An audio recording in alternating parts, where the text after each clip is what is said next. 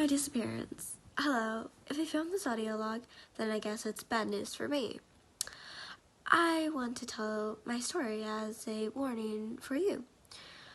Let's start at the beginning. My name is Travis, and I'm a detective who mainly handles cases of homicide.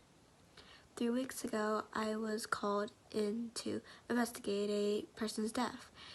It was night, and when I arrived, it also happened that there was a thunderstorm currently going on. There were 2 police officer cars outside of the house. I stepped out of my car and looked into the pouring rain. Immediately, one of those officers emerged from the inside of the house and greeted me. He looked like he'd seen a ghost. "Oh, you're here," he said while shaking my hand. "My name's Officer Williams," he stated. I replied, "Name's Travis."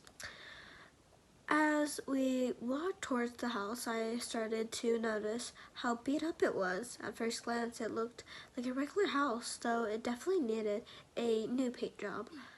But looking closer at it, it was apparent something had happened to it. There were scratch marks on the walls, and the door had been broken in, and there were weird like print tints of mud, but they were bigger than that of any deer I've seen.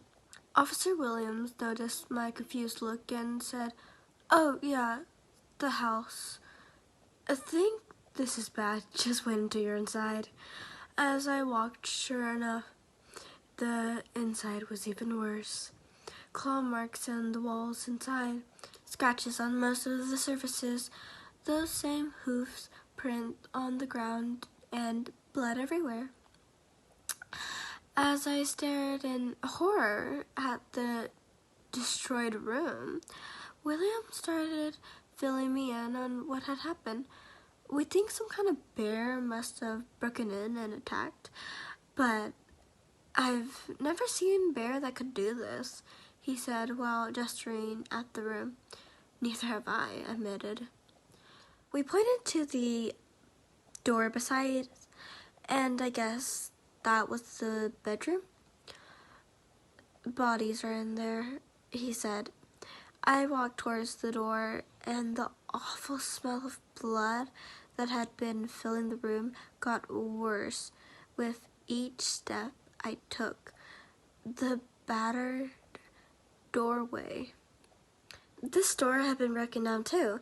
I looked back at Williams, standing there with a nervous look on his face. "You coming?" "No," he replied. "Personally, I preferred that. I liked being able to work by myself. I worked in the smell of blood was upper tenfold, but it wasn't that familiar smell of corpse, just blood." I looked around and immediately realized why. Laying on the bed was a bloody skeleton. There was no flesh, just blood and bone. I was confused. Judging by how fresh the blood was, this couldn't have happened more than a day or 2 ago. I looked around for more evidence of what could have done this, and found more claw marks and more of those damn hoof prints. After a while of looking around the room and exploring the rest of the diagonal house, Officer Williams said, "It's probably the best that we get going." I agreed with him on that. Something about this house felt wrong. As we left, right before we were going to say our goodbyes, there was a loud crash that sounded like shattered glass. Both of us instinctively took out our guns and pointed them at the house. We slowly made our way in, and we heard the sound of crunching bone. It was coming from the bedroom. I looked inside and I saw what still haunts me to this day.